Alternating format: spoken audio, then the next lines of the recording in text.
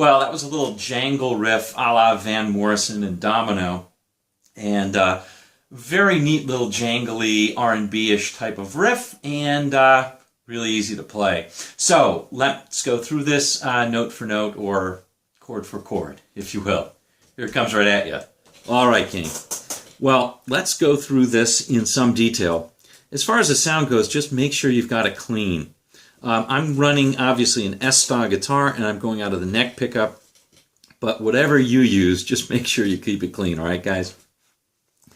Okay, so this is a fairly straightforward, this a two-chord trick riff, and there's really only two chords, A and D. I lied a little bit, there's also a D6th that we're going to use. All right, so let's go through those chords. Even though we don't play those chords, it's going to help to visualize those as you're doing your jangle bit, all right? So, first chord is this, it's an A, played on the second string 10, third string 9, fourth string 11. Here's how it sounds together. All right, the second one is that's an A triad. The 10th on the second string is an A, and that names the chord. All right. All right, now the second one's a D triad, and you're utilizing the first, or using the first three strings, 10 on the first, 10 on the second, 11 on the third. Here's it, how it sounds together. And the last one is on the top string, on the 1, it's 7, second, it's 7, third, it's 7. Here's what it is together. Now that last chord is a D6th, and you get that a lot. You get 6 chords in sort of like 50s type of rock songs, rock around the clock and stuff, you know, this kind of stuff.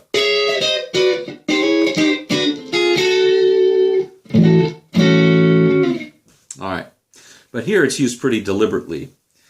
Okay, so here is the riff itself.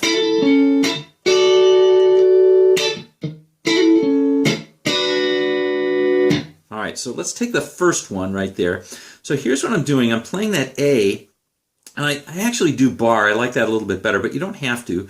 And I'm simply playing the top 2 voiced notes out of that A. I'm playing on the third and the second strings, and I'm playing, so that's 9 and 10.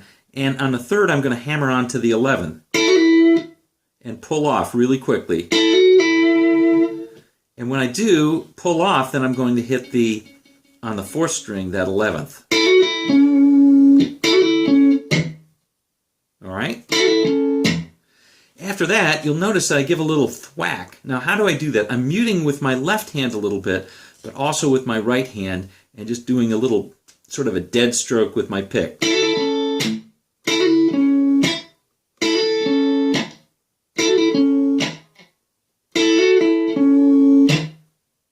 Okay?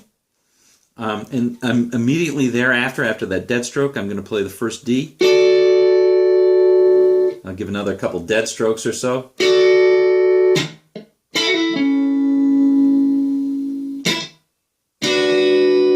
That's my second D, right? So that's all it really is this little...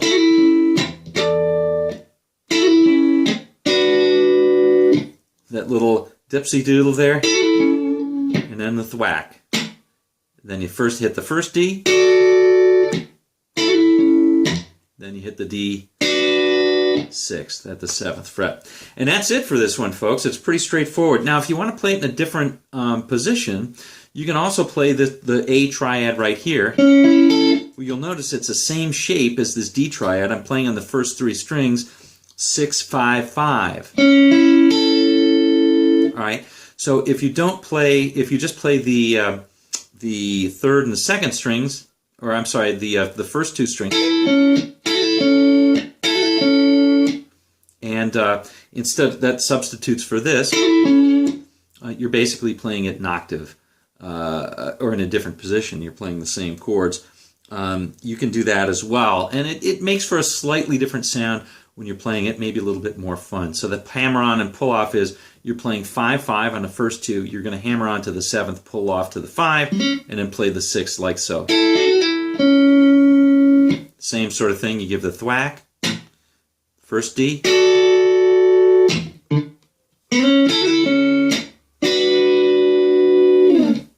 that's it. Ad infinitum, just do that over and over, and Van would be proud. All right, guys, hope you enjoyed this one, and we will see you on down the road.